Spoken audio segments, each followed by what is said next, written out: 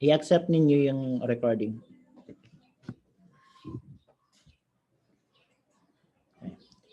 And then we have cytology. So when we say cyto, it means cells. So when you are studying the parts and the features, the structures, the functions of the cells, and that is called cytology. Like for example, we know that cells are composed of minute organisms. Ang tawag sa kanila noon ay organelles. Like the mitochondria, we have the Golgi apparatus, the endoplasmic reticulum, the cell membrane, the cell, ano pa ba? The cytoplasm, the nuclei, okay, or the nucleus. Yun yung mga, ang tawag doon ay mga organelles. So when you are dealing with the cells, when you are studying the cells, you are dealing with cytology. And then of course we also have, if we have cytology, we have histology. Okay? Histology, the study of tissues. Okay, so when we say tissues, okay, you learn that from your elementary that tissues are composed of cells. Okay? So if you want, if you try to recall, kung naalala niyo pa, there are basically few types of cells, like the nerve cells, okay, like the muscle cells, the nerve tissues, muscle tissues.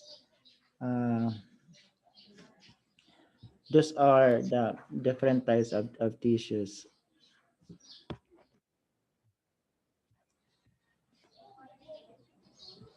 Okay.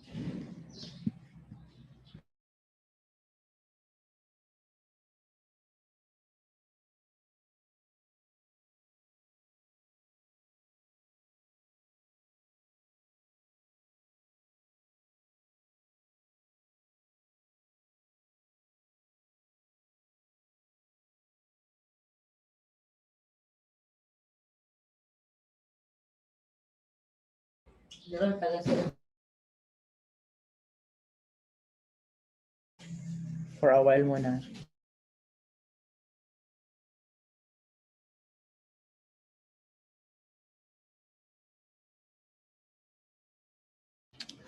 Okay, so we also have gross anatomy. So kanina we deal with developmental anatomy. Ngayon we also have gross anatomy. So when we say gross anatomy, these are macro structures, or the bigger structure of our body, where we study the structure without the aid of the microscope. Okay, hindi mo kailangan gumamit ng microscope when you study the different parts of the body. That is called gross anatomy. And there are two main subtypes. We have the systemic anatomy, and then we have the regional anatomy. So when we talk about systemic anatomy, we deal with anatomy by systems. Okay, so we have different kinds of systems, from integumentary, respiratory, cardiovascular, immune system, digestive, urinary, and nervous system, and all other systems. And I think there are 8 yata yan sila na systems. Systemic system, anatomy. Then we have, yes.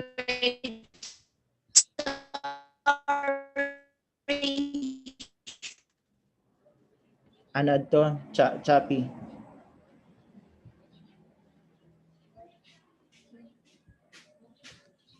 Hino to nagyakan?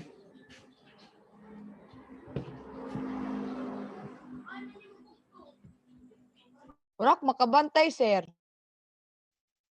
Marivic Balasta, sir. Para ka makabantay. Ano? Ano, balasta, chappy niya mo kaya kan i-type na lang, chat na lang kung ano tayo mo concern. Foragad po, sir. Okay, sige. Bago ko excretory system. Part yan ng urinary system, yung excretory system. Okay, so we also have regional anatomy, the study of the human body by regions or areas, like when you study the region of the abdomen, the region of the head, the lower and the upper extremities. So you are dealing with regional anatomy. Okay, so let's now proceed to the next slide. We also have surface anatomy. So when we say surface anatomy, we deal with the external structure or external form of the body in relation to the deeper structure. Okay? Like, for example, in our anatomy, in our abdomen, usually our abdomen, we divide it into 4 quadrants, right upper, right lower, left upper, or left lower abdomen. And when we study the surface structure of the right upper abdomen and we press that, okay, we are dealing with the structure beneath that right upper, and that is, for example, the organ involved there. We have the stomach and the liver. Okay. Or when we talk about the right lower, uh, we deal with the colon or the large intestine and the appendix and some parts of the small intestines. Okay, so studying with these structures are used to serve as landmarks of deeper structure.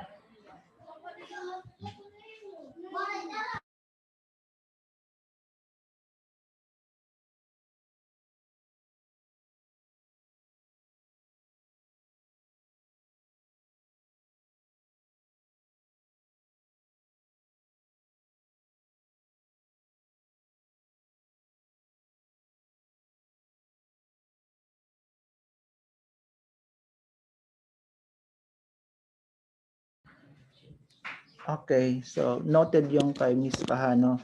Thank you, Miss Balasta.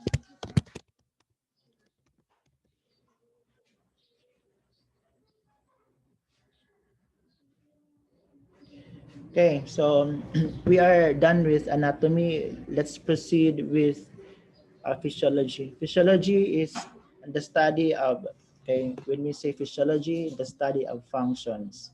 Okay? We deal that with the functions, how the different parts of the body, the cells, the tissues, the organs work, okay, work together.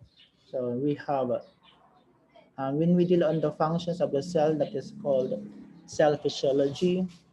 We have systemic physiology when we deal about the functions of the system. Or for example, we have neurophysiology. So we deal with the functions of the nervous system or the functions of the hearts and the blood vessels. We deal with cardiovascular. So aside from physiology, we have pathology. So when we say pathology, sakit yan, okay? And the aspects of disease with emphasis on the cause and development of abnormal conditions, okay? So say for example, when you want to study how TB formed, okay, the TB of your lungs that is caused by a certain bacteria, like for example, the Mycobacterium tuberculosis, ang development niyan into abnormal conditions can lead to a cough, night sweats, or low-grade fever, or when you cough out phlegm, okay? And sometimes in severe cases, yes.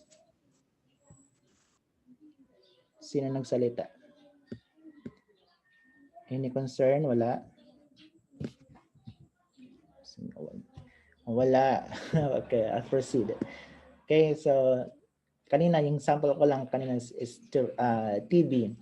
So when you deal with the TB, you are on pathology. Okay, aspects of medical science dealing with all aspects of diseases with emphasis on the cause and development of abnormal conditions.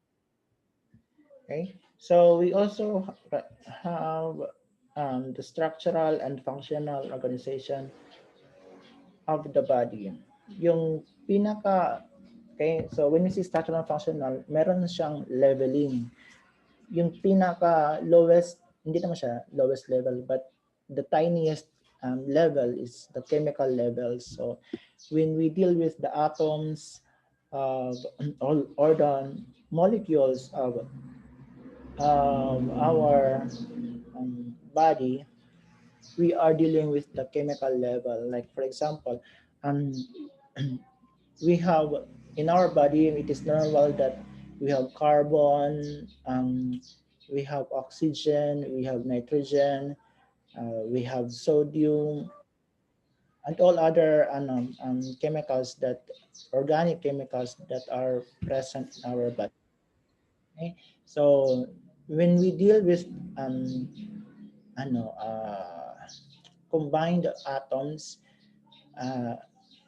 that formed into specific parts of the cells, then we are now dealing with the cellular level. Okay. So in the cellular level, we deal with the organelles. Okay, we deal with the plasma membranes, the nucleus, okay, the cytoplasm. Okay. Are you aware of the cytoplasm, the plasma membrane, and the nucleus? Yes, sir. Yes, sir. Thank you. We will discuss that in details in Unit 2. We have the third level, the tissue level. So combined cells form tissues. Okay? Like your epidermal level, tissues, your nerve tissues, okay? Your collagen, or your connective tissues. Okay? So yun yung level under the tissues. Okay, then combined tissues, we deal with the organs. And the different tissues combined, like we have the urinary bladder, the stomach, the large intestine, the small intestines, the bones, and that is on the organ level. And when groups of organs that work together and you study on that, you are now dealing with the system, okay, that is called the organ system. So from your integumentary system down to your urinary excretory system. Okay? And of course, combined system for human being or the organism, such as this one, a cute baby. And complete, hopefully complete the system. So when we say complete, it must be functional and healthy, okay, normal. Okay? So what are the characteristics of life? Number one, organization. The condition in which the parts of an organism have specific relationships to each other and the parts interact to perform specific functions. Living things are highly organized. All organisms are composed of one or more cells. Cells in turn are composed of highly specialized organelles which depend on the precise organization of large molecules. Disruption of this organized state can result in loss of functions and even death. So again, from the from the atoms to the cells, to tissues, to organs, to systems, and of course, organism. That is how the human being is organized, okay, structurally. Okay? But again, one system functions and affects the other system. The parts or the specific parts are not dependent to its own. Okay, the system or the parts affects other systems. Okay, like for example,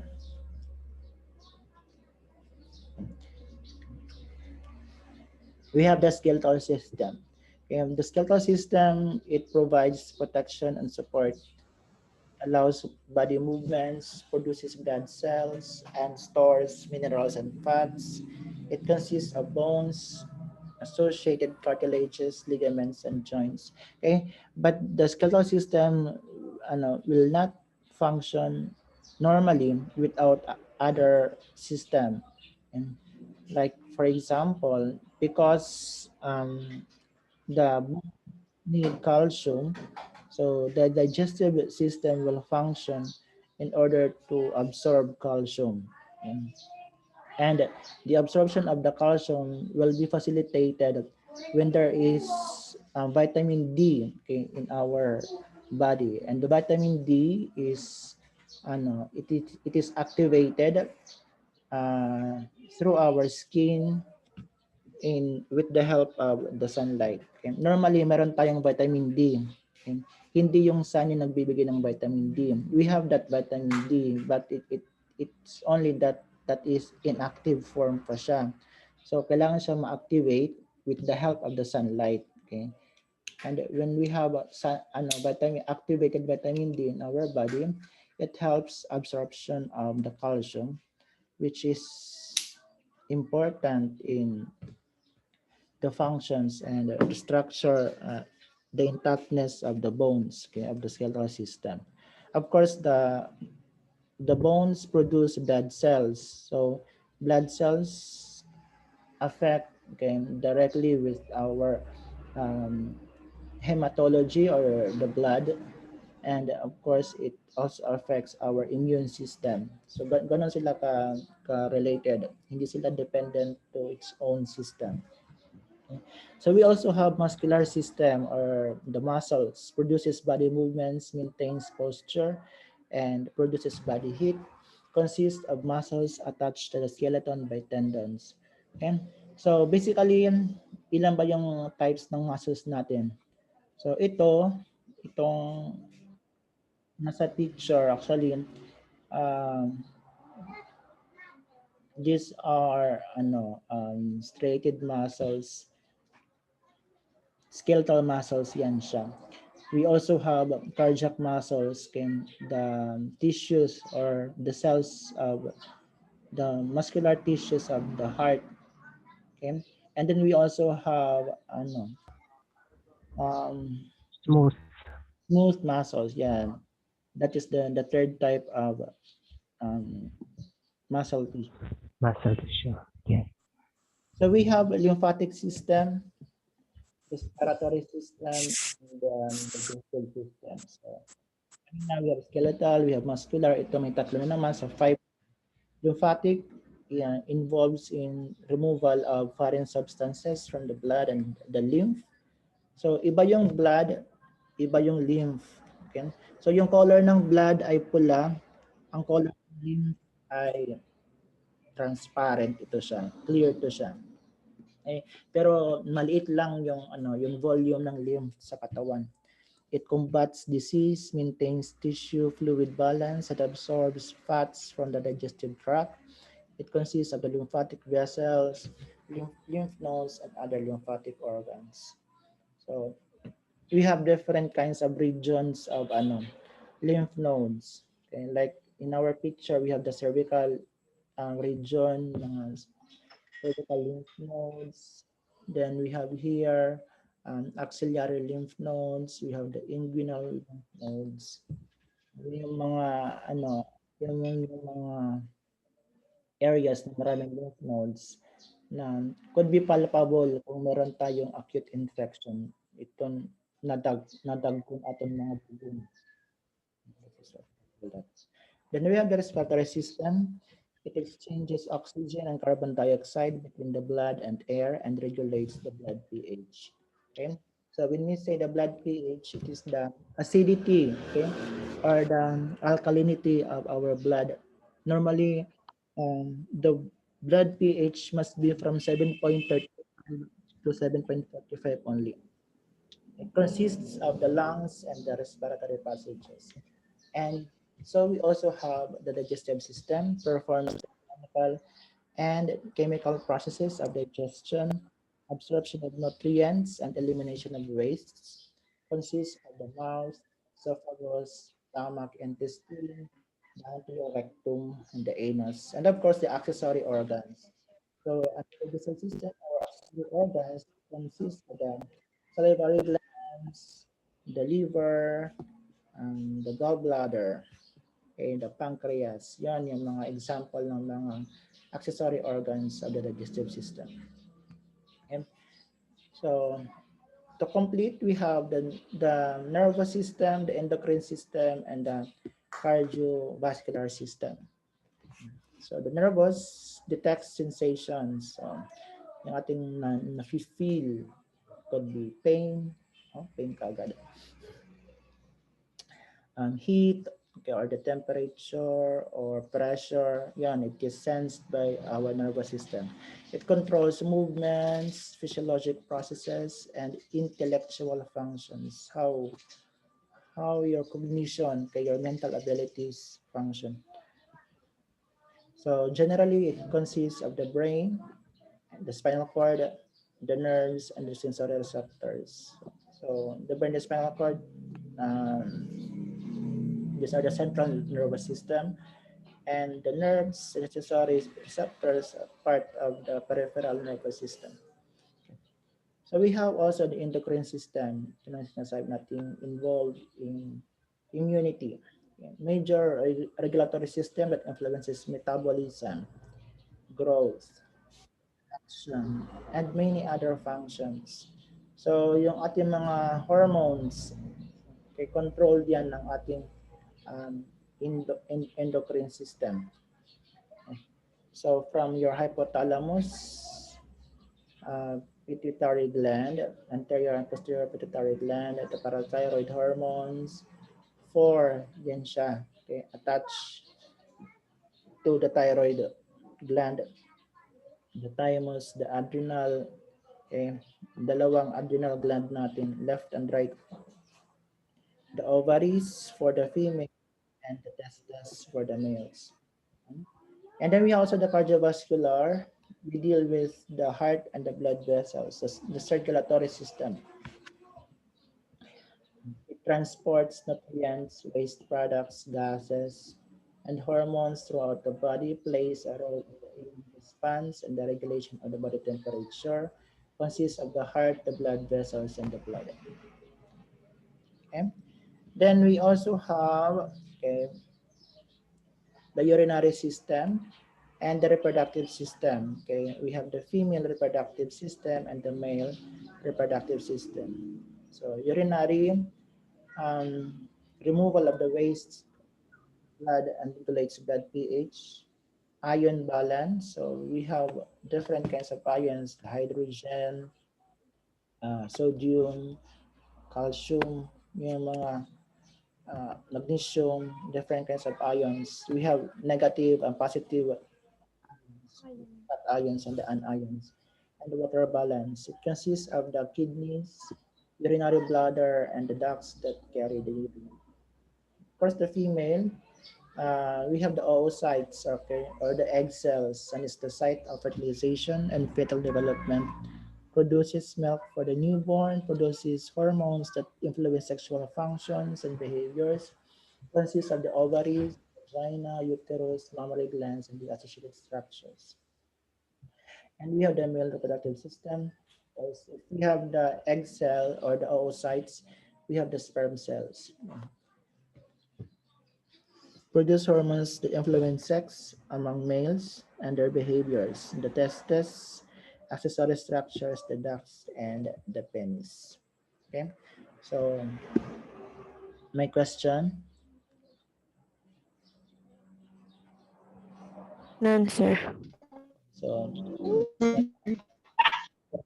another characteristic of life is metabolism. Metabolism is all of the chemical reactions. Okay? Metabolism, chemical reactions taking place in an organism. It includes the ability of an organism to break down food molecules.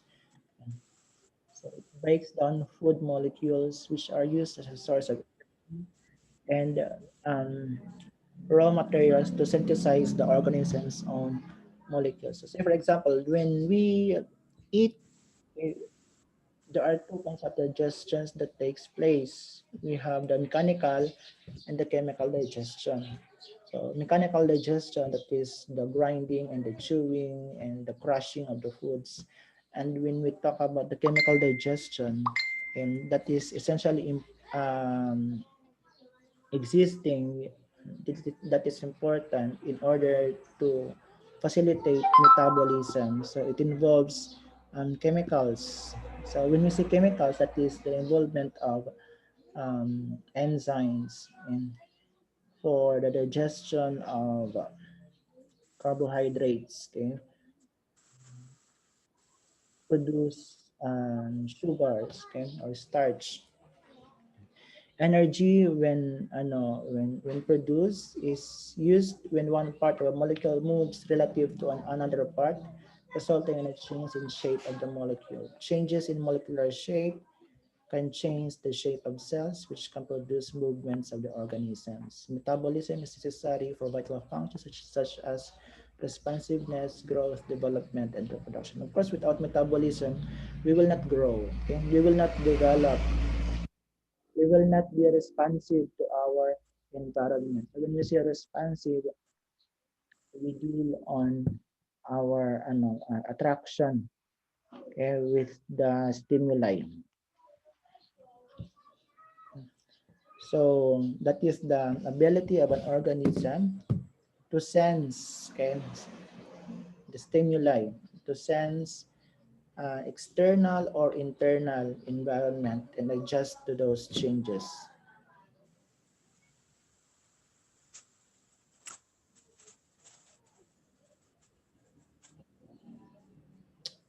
Okay? So organisms can also make adjustments that maintain their internal environment. Okay, so part of our growing up is um, to respond and adapt and adjust. Organisms can also make adjustments that maintain their internal environment. For example, if body temperature increase in a hot environment, sweat glands produce sweat, which can lower body temperature back towards normal level. So, di ba, kung mapasok, babalhas kita, and the balhas, okay, that is a part of adjustment, okay, or compensatory mechanism to lower, okay, the temperature in our body.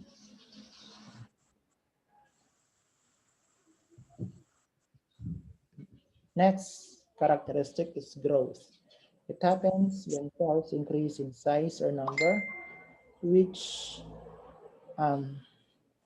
produces an overall enlargement of all or part of an organism.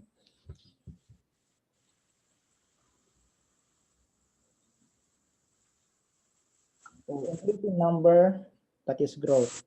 Iba yung growth sa development. Ang development is, it doesn't increase in numbers, hindi siya quantitative, but instead qualitative. Okay, when you say qualitative, the characteristic, it changes. It undergoes development or formation, okay, of structure or parts, which begins from fertilization and ends at death. The greatest development changes occur before birth, but many changes continue after birth and some continue throughout life. And development usually involves growth, but it also involves differentiation and morphogenesis. So development does not only include growth, but also a change in cell structure and function from generalized to specialized, that is differentiation. Diba, we, all of us came from the sperm cell and the egg cell, and because um, only sperm cell and egg cell, how come we have the hands, we have the mouth, we have the nose, we have the leg, the thigh, all body part structures? It occurred because of differentiation. Kaya meron tayong kamay, meron tayong paa, meron tayong tenga. Kahit tayo ay nanggaling lang sa isang sperm cell at saka sa isang egg cell, it is because of differentiation. Morphogenesis is change in the shape of tissues, organs, and the entire organism. For example, following fertilization, generalized cells specialize to become specific cell types such as skin, bone, muscles, or nerve cells. These differentiated cells form the tissues and organs. Ito na yung sinasabi ko sa inyo. Reproduction is the formation of new cells or new organisms. Without reproduction, growth and development are not possible. Without reproduction, an organism and species become extinct. Okay? So, specific na lang sa ating cells, yan, we have that mitosis and meiosis, okay, the processes involved in reproduction, so that we have 2 or 4 daughter cells, and that is the typical example of reproduction. Okay, so now let's deal with the terminology and the body planes. Hindi to plan na, it's planes. So, we have anatomic position. Ito yung hitsura ng anatomic position.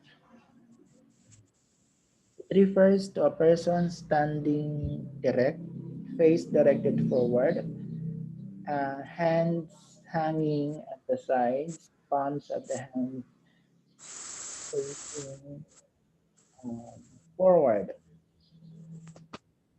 Okay? So, itong palm ay dapat facing forward. Ito yung anatomical position. Actually, ang ano ko nito, ang issue ko sa picture nito is this part. Kasi ang anatomical structure ng penis dapat siya patayo. Okay? Hindi siya bababa. Okay? The anatomic position of penis is patayo. Okay. So, supine, ito ay pahiga. Okay, lying face upward. Supine is nakahiga. Nakahiga nga, nakahuyang. Okay, that is the term, nakahuyang. Pag nakakulob, ang tawag nito is prone. Okay, lying face downward. Nagigets yung kulob? Yes, sir. Okay. Yes, Yes, sir. Okay, pag nakahuyang, so nakahuyang, Patihaya. nakatihaya, okay. Ito, nakahuyang hiya. That is supine. Ang ano naman, ang prone, kulob. Nakakulob yan. Yan yung prone. Okay, so we have the rational terms describes body parts in relations to each other. So pag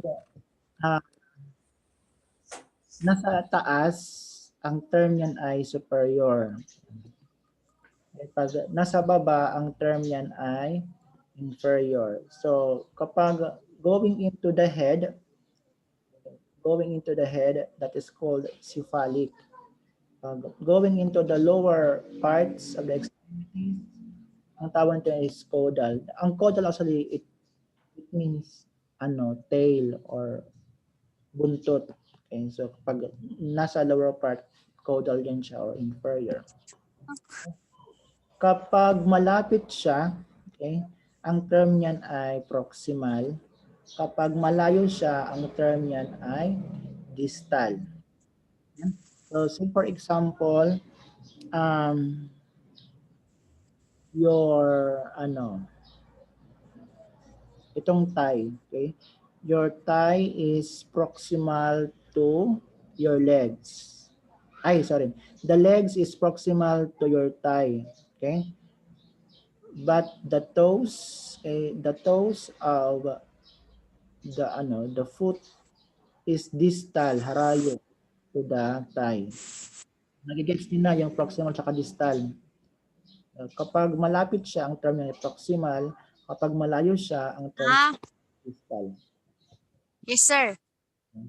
Kapag nasa gitna naman, ang term niyan ay midline kapag may line. Pero medial ang ating term kapag malapit siya sa gitna.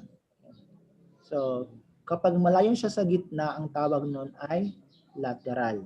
Lateral. So, say for example,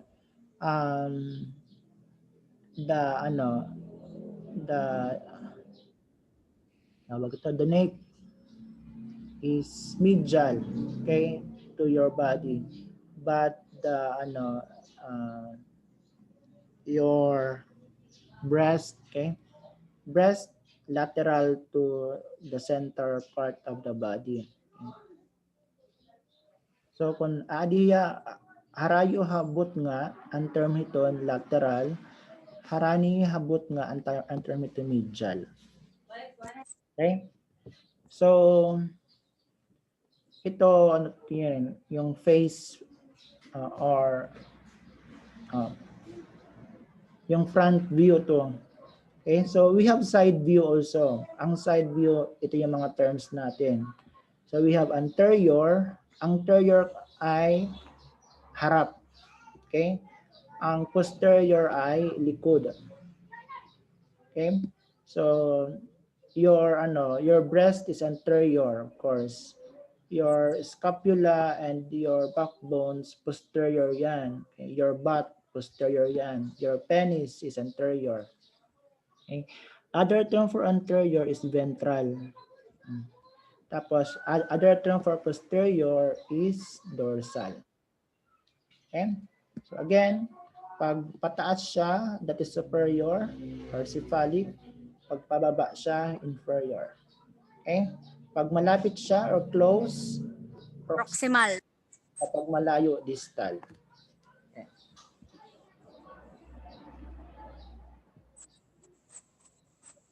Okay, so you look into the definition of terms here. So ito na yung mga sinabi ko kanina. Ano pala? Ging waray. Okay, farther, distal, closer, proximal. Okay na? Hindi rin na mali. Yes, sir. Yes, sir. Yes, sir. Body parts and regions.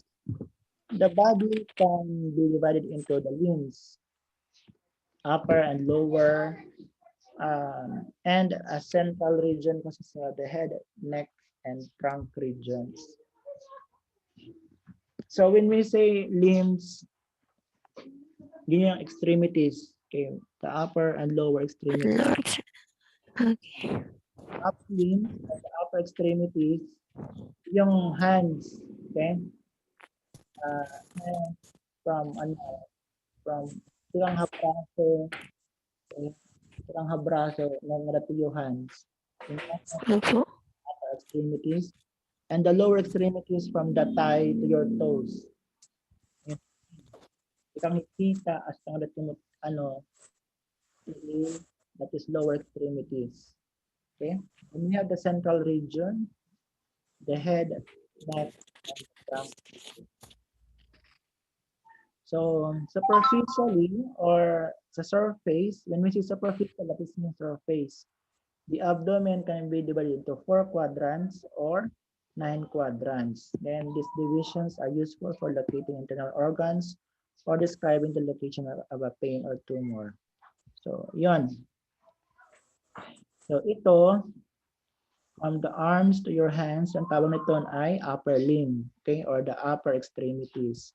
Ito naman, your thigh to your toes, ito yung ating lower. Dalawa to siya, left and right. Okay? The trunk, okay, or just when we say the butt. Tapos, ang neck or cervical ang term nun. And of course, we have the head. Okay? So, gets nyo na, no? Yes, sir. So, these are the observable structures, okay, based on the regions.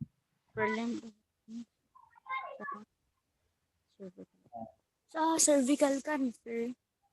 Hindi. Ang cervical cancer is sa cervix. Iba kasi yung ang Latin term kasi ang cervix is a Latin term which means neck. Okay? So pag sinabing cervical na neck, sa lieg talaga 'yon. Yung cervix na cervical cancer, doon yung sa cervix doon sa inyong female reproductive system. Actually, cervix tinawag siya para siyang neck siya ng uterus, kaya tinawag siyang cervix na gano'n. Okay.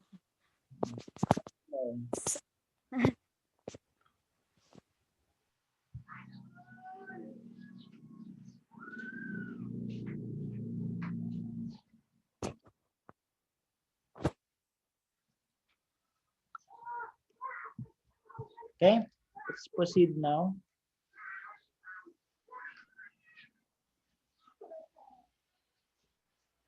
So, at the back view, ito naman yung ating mga structures na makikita. From your head, you have the base of skull, the base of neck, then we have the neck, of course.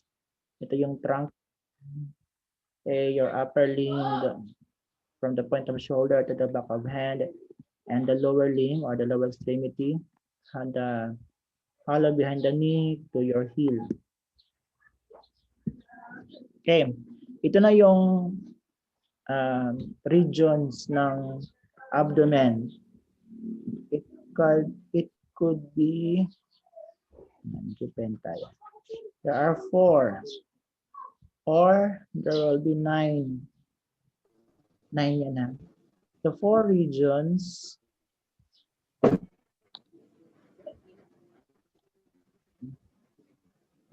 we have the right upper, left upper, right lower, and the left lower. Or we also have the right upper, left upper, right lower, and left lower. These are 4 quadrants, and we have 9 regions. The region epigastric, left hypochondriac, right lumbar, umbilical, left lumbar, right iliac, hypogastric, and the left iliac region. So, mas specific yung regions na structure, okay, na Quadrant. kaysa sa quadrant. Kasi yung quadrant, bigger man siya. Ito, right, for example, the right hypochondriac region, it will only palpate the right area of your liver. Unlike the right upper quadrant, you can palpate the right region of your liver, some parts of the right colon or large intestine, some parts of the small intestine.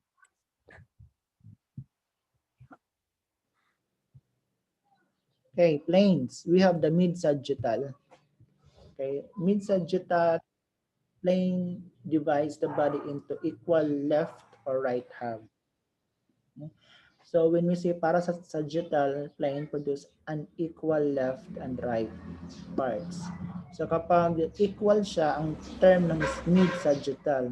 Kapag unequal, it is parasagittal. Okay, transverse. So ang planes ay paano siya? Paganyan yung pag-cut, patayo.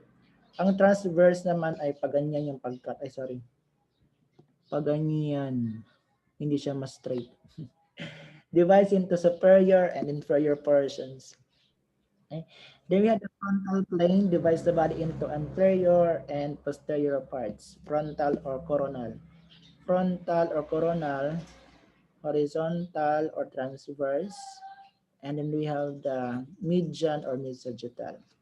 So we have longitudinal section of an organ divides it along the long axis, longitudinal long axis.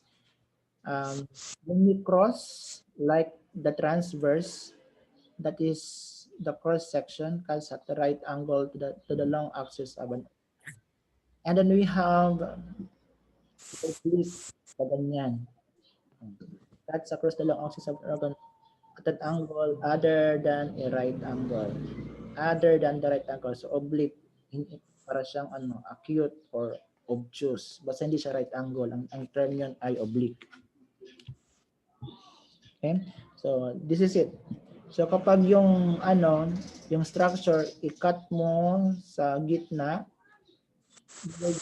left and right, that is the vertical plane. Okay? At i-cut mo sa ng pahalang, that is a transverse or horizontal. Okay? Ang parasagittal ay yung hindi siya equal into left or right. And then we also have the frontal, ito. Pag i-cut mo siya dito, you will give anterior and the posterior part. Okay? That is frontal.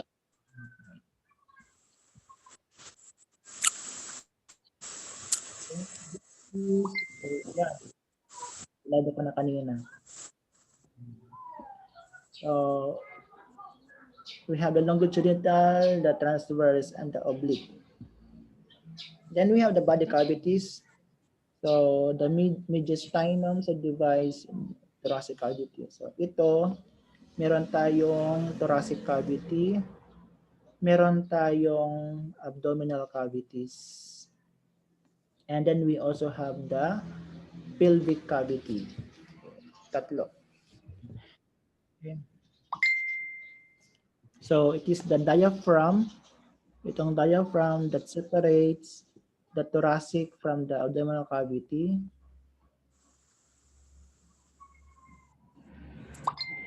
We also have mediastinum.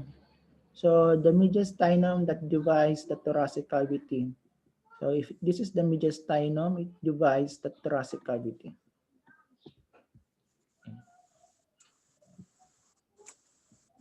And of course, the lower part is the pelvic cavity.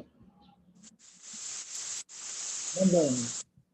Okay, so membranes line the trunk cavities. The parietal portion about serous membranes lines the wall of the cavity, and the visceral portion is in contact with the internal organs. So for example, this is our heart. Okay? Yung heart natin, hindi siya direct contact ng ibang structure. Meron siyang serous membrane. Okay? Ang serous membrane, that is a space, okay? The space in between the organs. So, yung space is like for example, the heart, that is the pericardial cavity, meron siyang lining. Okay? We have the parietal pericardium and the visceral pericardium. Kapag yung lining ay close to the organ, ang tawag nun ay visceral.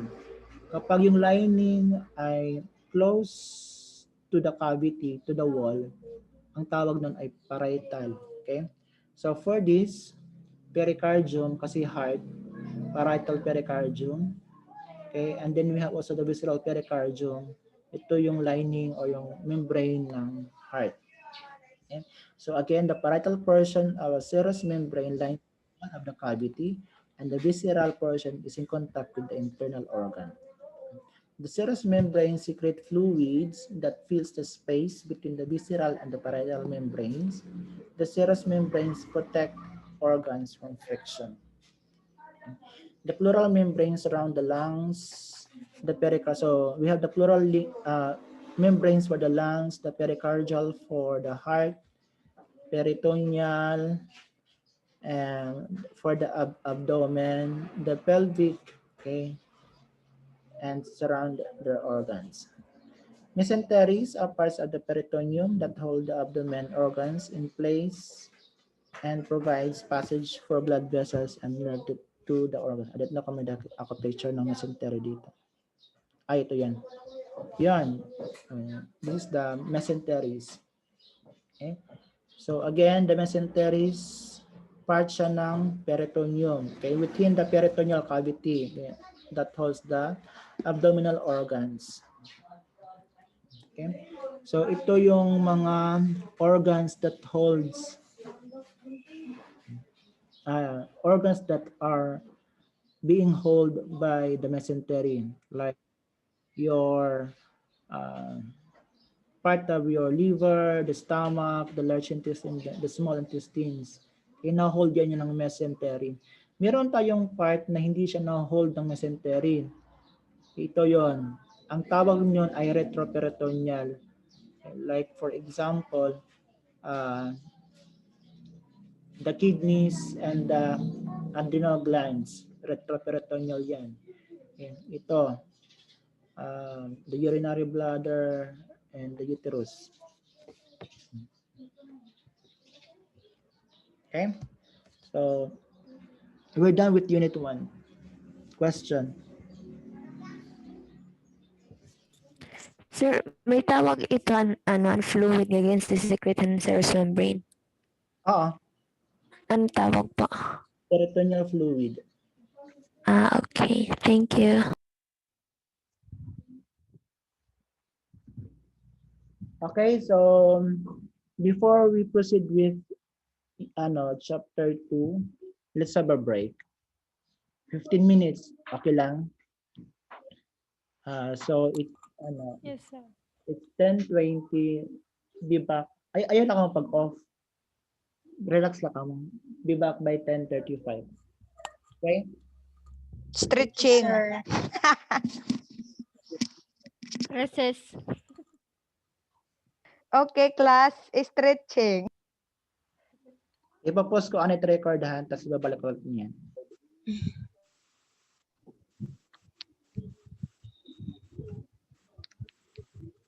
Please, remind me to record this. Kalimutan ko yung initial parts. Okay. So, balik tayo sa sa picture. Yan.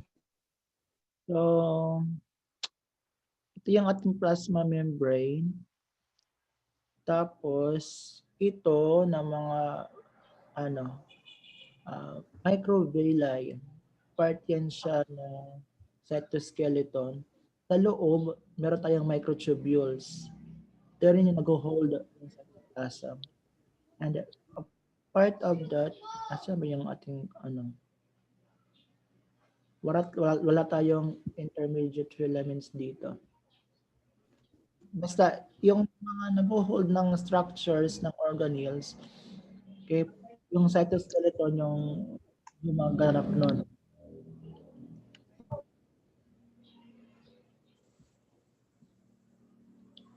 Okay. Aside from the cytosol, we have the organelles. Okay. So, when we say organelles, these are tiny organs of the cells. You have the centrioles, the spindle fibers, the cilia, the villi ribosome, the nucleus containing nuclear envelope, the rough and the smooth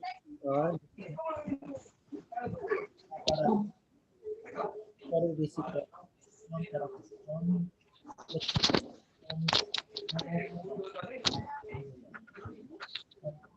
Centrioles, these are paired cylindrical organelles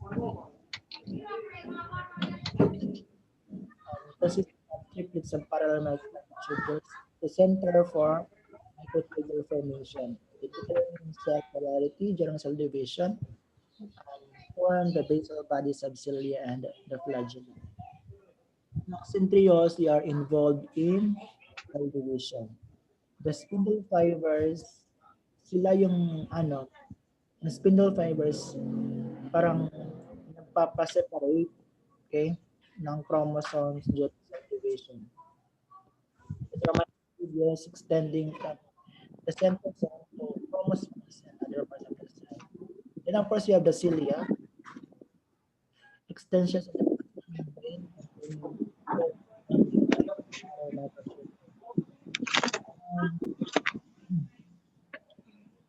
Iba yung cilia sa flagellum. Yung flagellum, malaki yan. Ang flagellum, extension of flagellum membrane containing loads of parallel microtubules. Ang cilia, maliliit lang po. So if, we go back.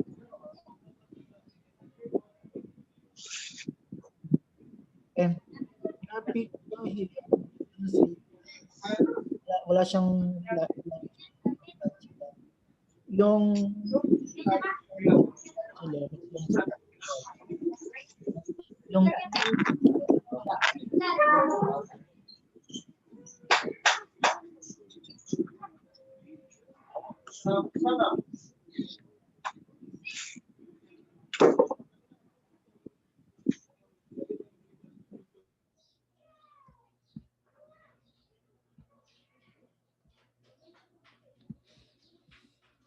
okay, so we have the microvilli.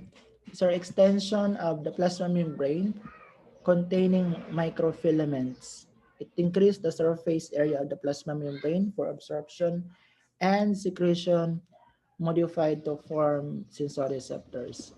Okay, so yung microvilli increase the surface area.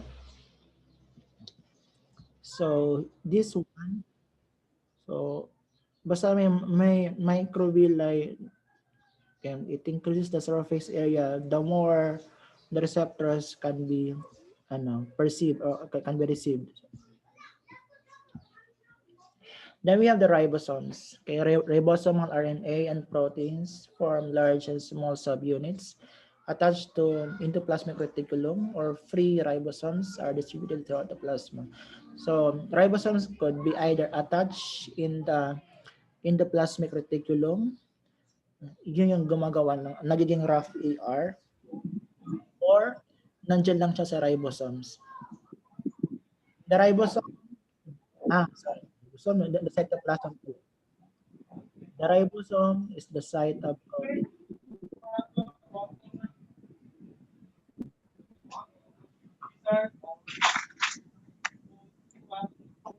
Then we have the nucleus. The nucleus contains the nuclear envelope. Yung membrane ng nucleus, yung nuclear envelope.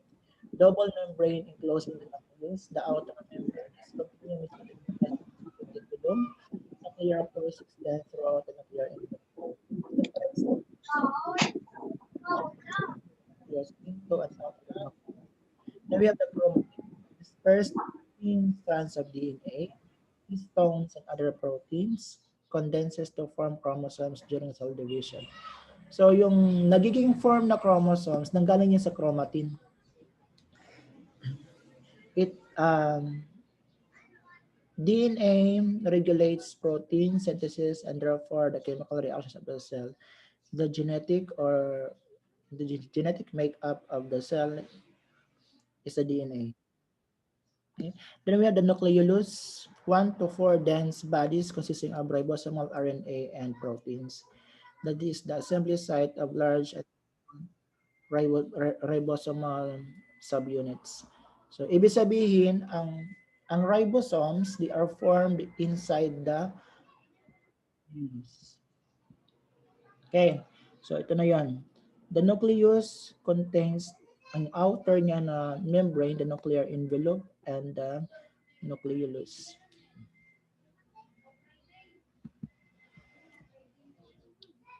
Okay, then we have the rough ER or the rough endoplasmic reticulum. Membranous tubules and flattened sacs with attached ribosomes. These are protein synthesis and transport to involved in protein synthesis and transport to Golgi apparatus. Then we have the smooth ER that involves in lipid and carbohydrates. Lipid synthesis, smooth ER. Detoxify harmful chemicals, stores calcium. Then we have the Golgi apparatus of flattened membranes. Membrane sacs stacked to each other. Ito yung ito yung packer. It modifies, packages, and distributes proteins and lipids. So once the proteins and the lipids are synthesized by the rough ER and the smooth ER, package ito niya, okay? Puputos, okay? Modify and distributed by the Golgi apparatus. Then we have the secretory vesicles, membrane-bound sac, pinch of Golgi apparatus. So once na-package na ang protein and the lipids, lalabas na yan siya from the Golgi apparatus. Ang kanyang lalagyan niyan ay yung secretory vesicle. Okay? Then we have the lysosome, the membrane-bounded vesicle pinch of Golgi apparatus. Kapag yung yung laman ay digestive enzymes, okay? Ang tawag yun na vesicle ay lysosome. Okay? So kapag proteins and lipids lang siya, yung nasa loob, ang tawag nun ay secretory vesicle. Kapag may digestive enzyme, ang tawag nun ay lysosome. Okay? Tapos, kung meron naman siyang meron siyang hydrogen peroxide. Okay? It breaks down hydrogen peroxide. Ang part na yun ay peroxisome. Okay? Kapag naman it breaks down proteins in the cytoplasm, yun ay proteasomes. Okay? And then we have also mitochondria, okay? The powerhouse of the cell. Okay, because it is called the powerhouse because it is the major site of ATP synthesis. Spherical rod-shaped or thread-like structures enclosed by a double membrane. Inner membrane form projections called cristae. So, ito yung ating mitochondrion, okay, or mitochondria kapag plural. Okay? Then we have the smooth and the rough endoplasmic reticulum. Okay? Smooth siya kapag walang ribosome. Ito rough siya, may ribosome siya. Okay? And then we have the Golgi apparatus. Once yung proteins tsaka yung lipids no form, papasok yan dito sa Golgi apparatus. Okay, para siya i-package, i-modify. Tapos kapag naayos na yan siya, lalabas na siya. Okay, sasakal siya dito. Ito ang maliliit na to na green. That is the secretory vesicles. Okay.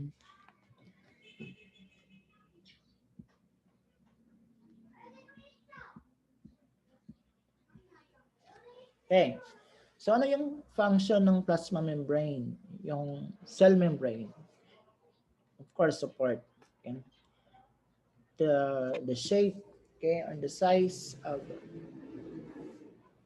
the cell, okay, is affected without the support of the plasma membrane. Determines what enters and what leaves the cell. So there is a special consideration for that. We have the membrane potential, the charge difference across the cell membrane resulting from the movement of ions. Like for example, the movement of sodium and potassium from in and out of the cell. we will discuss that in detail when we go to the nervous system and the muscular system. And then it is also involved in communication with cells. So the plasma membrane is composed of 45 to 50% lipids, 45 to 50% proteins, and 4 to 8% carbohydrates. So meron siyang fats, may lipids, may proteins, and may carbohydrates.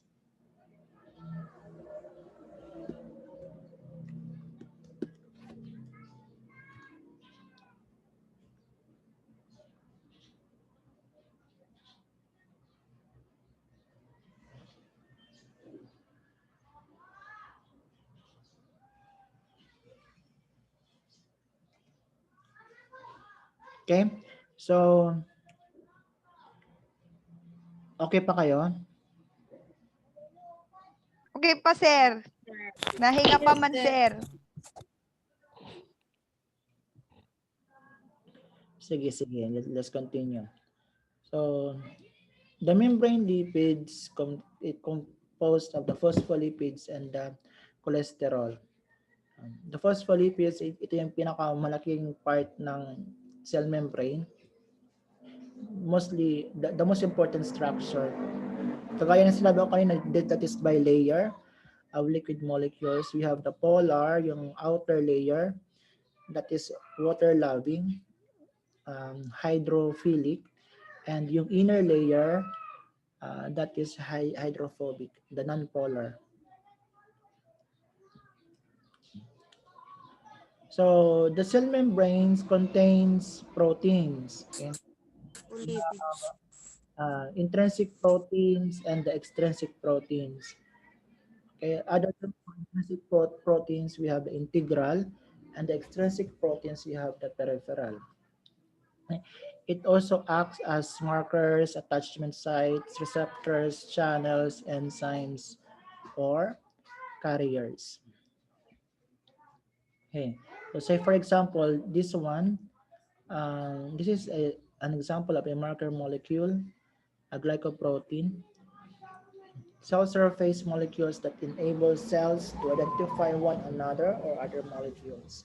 It enables cells to identify bacteria as different from the normal cells. It could be either glycolipids or glycoproteins. So one way of determining kung yung cell ay bacteria or hindi, or foreign substance, is because of the marker, okay, the surface marker. Okay. Other function, it serves as attachment sites, okay, where cells attach to other cells. Or it could be either a channel proteins. Pag sinabing channel proteins, so meron tayong marker, meron tayong attachment site, meron tayong channel protein. Yung channel protein, para siyang daanan ng isang substance, okay, in to out of the cell or out to in of the cell. Okay, integral proteins arranged to form a channel through the cell membrane. So say for example, our hormones, okay? Your hormones are ligand-gated channels, yan siya. Kailangan siya mayroon talagang daanan, may vehicle. Otherwise, hindi yan makapasok ng cell. So, yun. Or it could be either volt-gated channels. Ibig sabihin, kailangan mayroong action potential. Okay? Mayroong charge. Like your sodium and your potassium ions, it could be transported in and out of the cell with the aid of some charges. Okay, then we have receptor molecules. Okay, on the plasma membrane with an exposed to receptor site. So, like for example, there are other hormones that receive the molecules that is being received by the cell membranes.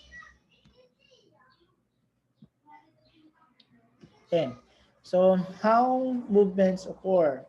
So as I said earlier, molecules and substances may come in or come out of the cell, okay? But the the movement in and out of the cell is affected by processes. So, one of which is directly through phospholipid membrane, such as the oxygen, the carbon dioxide, and the steroids, where they can be um, directly dissolved, okay, pass through the cell membrane with the phospholipid membrane soluble. Or movement can occur through membrane channels, okay, like the sodium and potassium channels, yung sinabi ko kanina.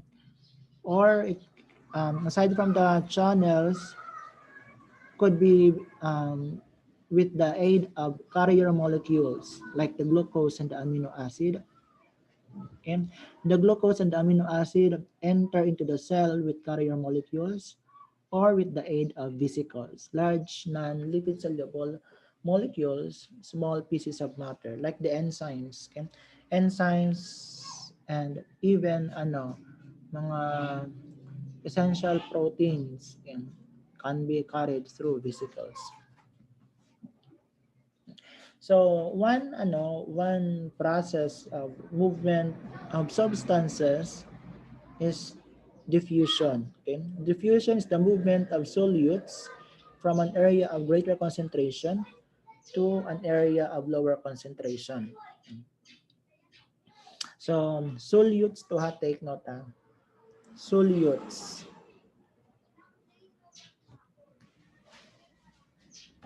Okay? So ewan ko ba, wait lang ha. I'll check kung may picture ako dito.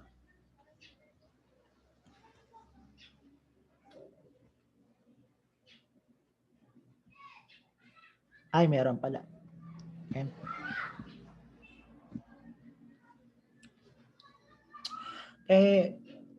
Ang consideration lang dito is there is random movement of molecules. Sorry. Okay.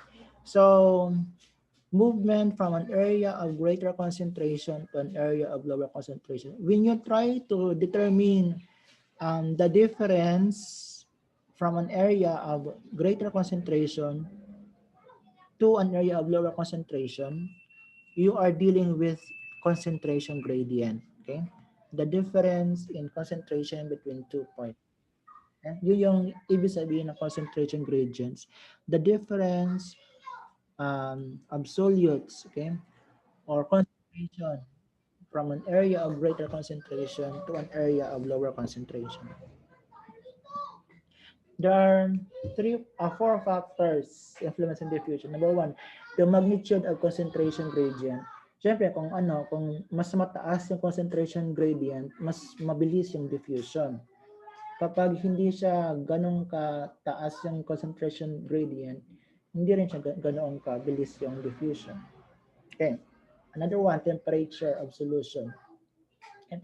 Diba usually kapag hot yung temperature, mas mabilis yung random movement ng molecules. The size of diffusing molecules. So, kung yung size ng molecules ay maliit, that could easily penetrate the membrane or the boundary. So, mabilis yung diffusion. Unlike kung malaki yung molecules ng solute, hindi yan siya kaagad-agad makakapasok or makapenetrate. And of course, you have the viscosity of the solvent. So, when we say viscosity, kung gaano kalapot yung solvent. So, kung hindi siya ganong kalapot yung solvent, so of course, mabilis yung yung diffusion. Pero kapag masyado siyang malapot, so when we say malapot, it signifies na talagang concentrated na yung solution. So, meaning to say, kapag yung isang area ay viscous at yung isang area ay hindi viscous, yung movement is from an area of greater viscosity to an area of lesser viscosity. Yeah. So just like here,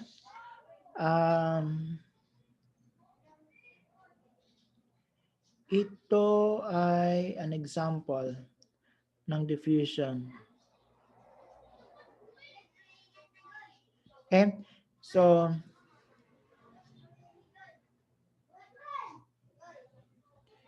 dito yung ating picture, sa upper area we have red molecules, sa lower area we have blue molecules. So yung kanyang movement is going down sa red, okay? From an area of greater concentration to an area of lower concentration, okay? Likewise for the blue, it will go up, okay, from an area of greater concentration to an area of lesser concentration until mag-equalize na siya. So once ma-equalize na siya, the movement will stop.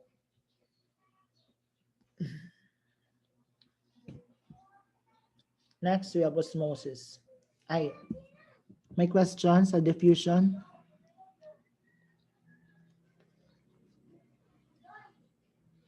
May tanong ba kayo?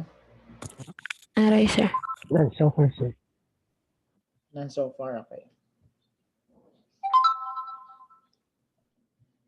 All right, so next we have osmosis, the movement of water across a selectively permeable membranes. Water moves from an area of more water, less solutes, to an area of more solutes, less water. Okay?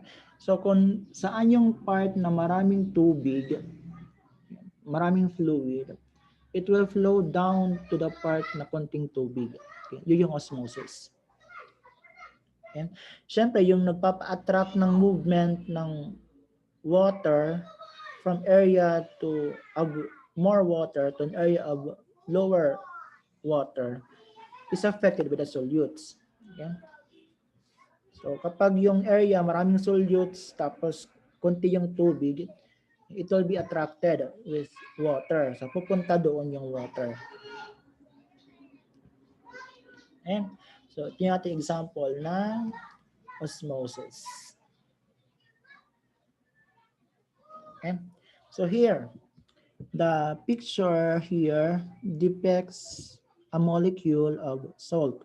Okay? Salt yung molecule nito. So we know for the fact that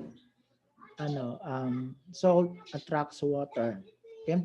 Yung condition lang dito para may movement ng water is dapat yung boundary ay permeable sa water. So it will allow the water to flow. So the water will flow from area of greater water to an area of less water. So from here,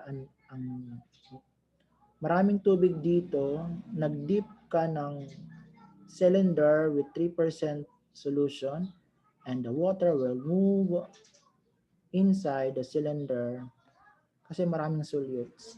And from area of greater to an area of lower. Gets? Okay lang. Question? Wala?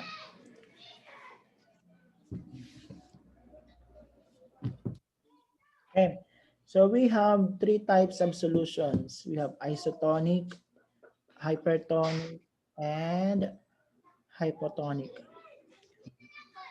So isotonic, that is fluid with equal concentration of with our body. Okay? Okay, so say for example, dextrose, and kailangan the solution is isotonic kung yung dextrose, yung kanyang concentration ay the same sa concentration ng katawan. Okay? So that is isotonic. Ang common example ng dextrose na alam natin is yung plain NSS and the plain LR, okay, or the plain lactated Rinja. Then we also have hypertonic solution. Ito naman yung yung fluid o yung dextrose o yung IV fluid yung tawag nun actually, IV fluid, intravenous fluid.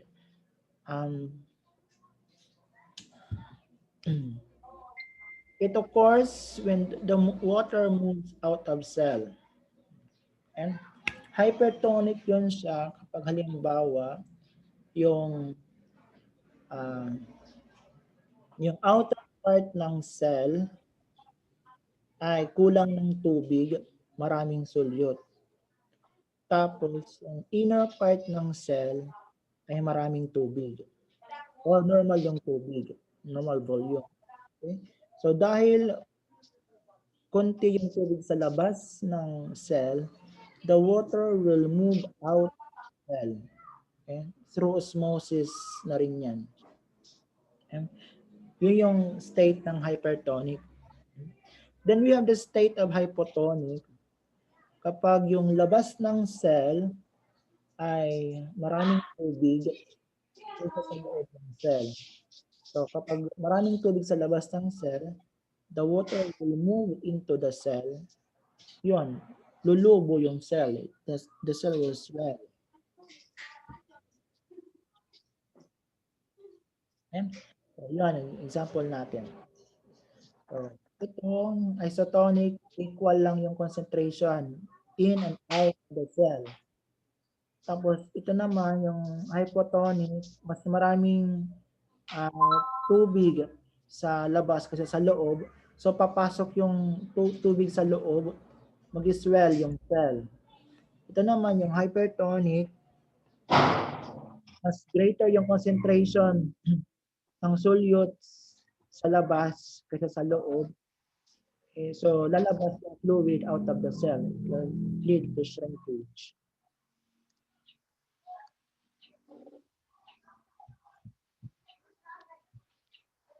Okay, next we have filtration. Filtration is the movement of liquid that pass through this is partition, partition containing small holes. So kapag may mga maliliit na butas, and like your filter, okay, in Sara, okay, the process for that is filtration. Okay. Movement from area of greater to lower pressure. So greater to lower pressure filtration. Okay. Wala siyang kinalaman doon sa solute or solvent concentration.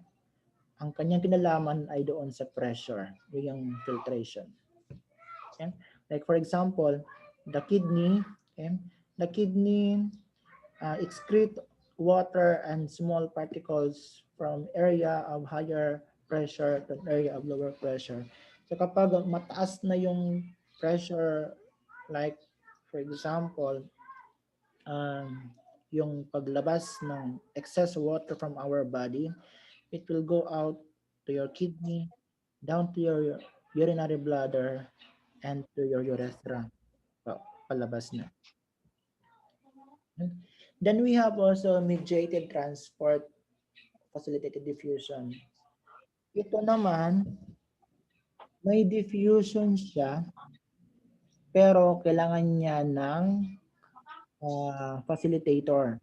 Ibig sabihin ng facilitator, kailangan niya ng carrier. Okay? Kailangan niya ng carrier. Walang mangyayaring diffusion kung wala siyang carrier. Okay? Carrier proteins that moves large water soluble or like plus momentum. Kailangan ito, meron siyang specificity. So, specific lang siya. Okay, nakaturog ka na. Agda pa pang. Koreketsin malo-learn. Yan. Dissolution or solvent solute is movement will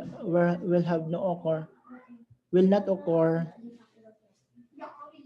okay, if it is not specific for that particular carrier.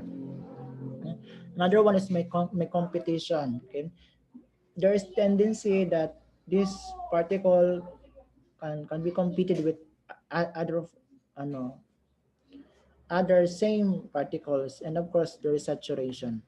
Okay, so movement is from higher concentration to lower concentration.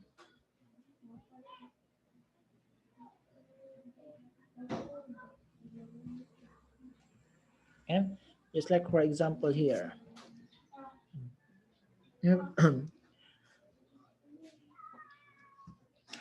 Okay, so specificity, ito siya ay para lang siya dito. Okay, ito hindi siya makapasok dito kasi hindi siya specific for this carrier. Okay?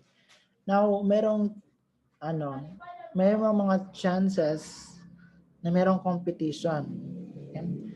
Itong substance na to ay specific siya para dito, pero meron din mga substances that can fit to this. Yan, merong competition. Like for example, if this is our natural substance, and it can be competed with drugs or medications. So, instead na ito yung papasok, yung drugs or medication yung papasok. Okay? And of course, we have the saturation. Okay? From area of lower concentration to an area of higher concentration to an area of lower concentration.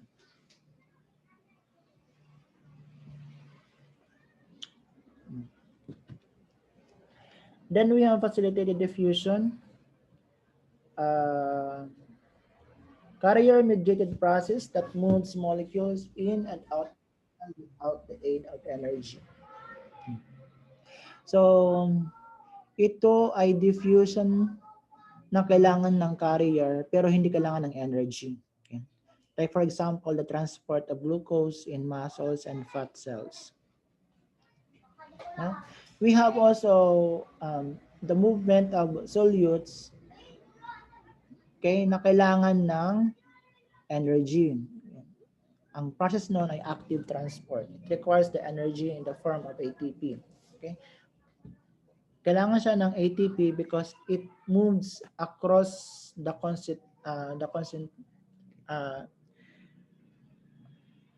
concentration gradient. Usually ito of course kapag opposite siya. Usually, 'di ba? Ang usually nangyayari is the movement of particles from higher to lower concentration. Ang active transport ay hindi. It is the movement of solutes or molecules from lower to higher concentration with the aid of energy. Yun yung active transport. Okay? So, ito yung ating example ng ating active transport, the sodium-potassium pump. Okay? Then we have the secondary active transport.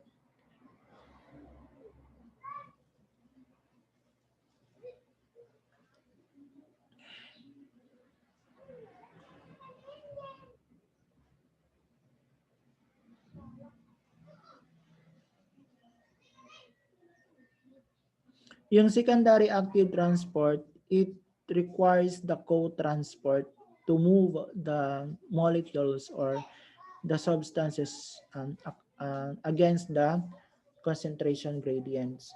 Para lang siyang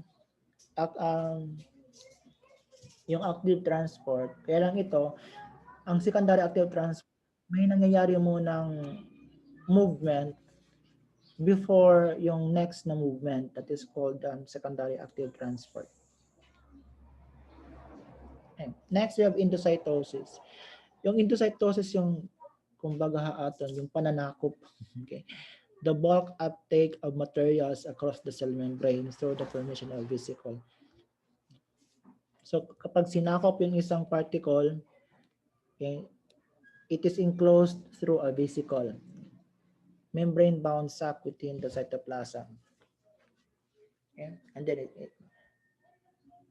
so kung meron tayong endocytosis, ito naman ang, okay, ito lang yung picture ng endocytosis. Like for example, ito, ang particle na to ay sinakop ng cell. O, kakainin ng cell. So, pag kinain siya ng cell, it goes into a vesicle. Yun yung endocytosis. So, we have, okay. An example of endocytosis, we have the phagocytosis and the pinocytosis. Ang phago ay cell-eating. Ibig sabihin, yung structure ng cell, like for example, the bacteria or the virus, is eaten by your cell, by your normal healthy cell. Okay. Then we have the pinocytosis, kapag water, okay, cell drinking. Kapag fluid yung sinasakop ng cell, ang process ng pinocytosis, kapag meron siyang solid particles or may foreign debris or foreign bodies, ang tawag nun na process ay phagocytosis.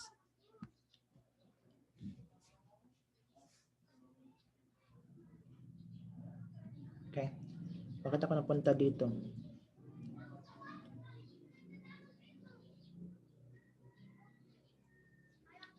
Okay. Before tayo magpunta doon,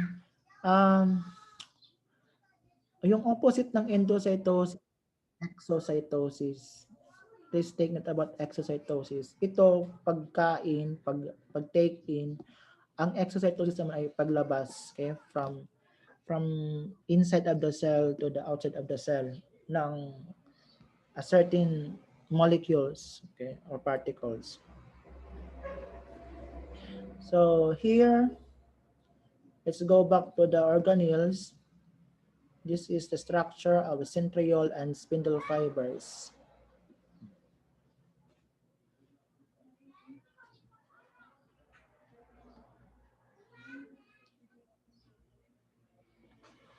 Okay, then we have the structure of ribosomes. Okay. Ribosomes are produced in the nucleolus before they are taken out. Pero syempre, ang the process nun involves a process from the messenger RNA, the transfer RNA, and the ribosomal RNA. Ribosomes includes functions for protein synthesis. Then we have endoplasmic reticulum, broad flattened interconnecting sacs continuous with the nuclear envelope. It contains cisternae, okay, yung spaces,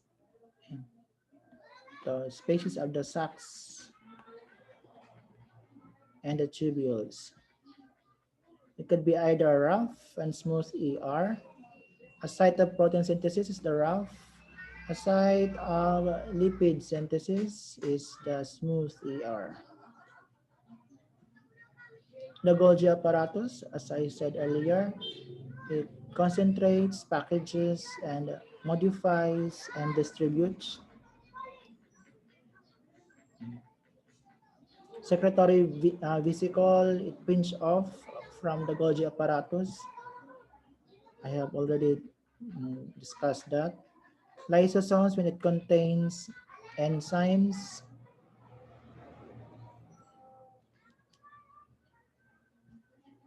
Peroxisomes contains hydrogen peroxide, breakdowns the enzymes.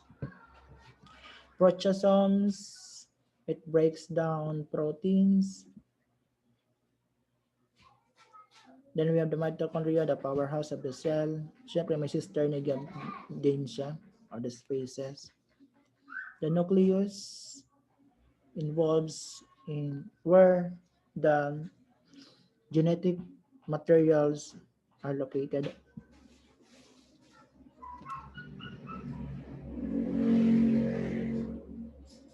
Okay, so question? Wala?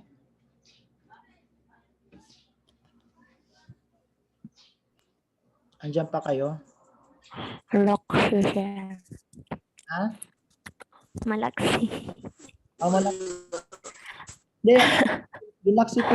Wala. Kay kanina Nothing. ha?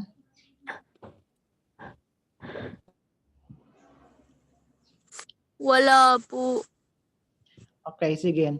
So, we will end our tutorial today, 11:30. We will continue Tuesday. Available ako Tuesday. Okay, yes, sir.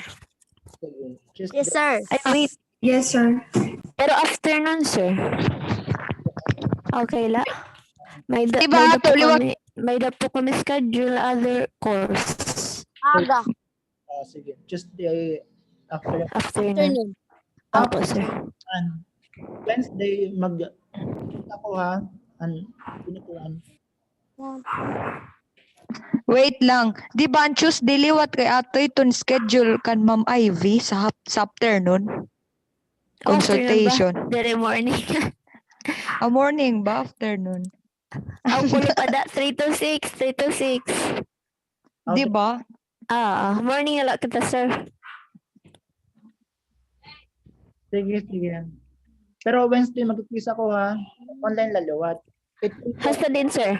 Hasta niya na. About the 30 songs. From unit 1 up to this part. Okay? Tapos, it will be online lang. Thursday. Sa Canvas, sir? Sa Canvas? Canvas lang, Canvas. Okay, sir. Okay. Inform mo lang ang tanong ng classmates niyo ha. There will be Yes, sir. mag-close siya ng Thursday ha. Ang hindi makapag-take 0. Okay? Okay, sir. Copy. Noted, sir. Noted. Sige. So, that's it for now. May question kayo?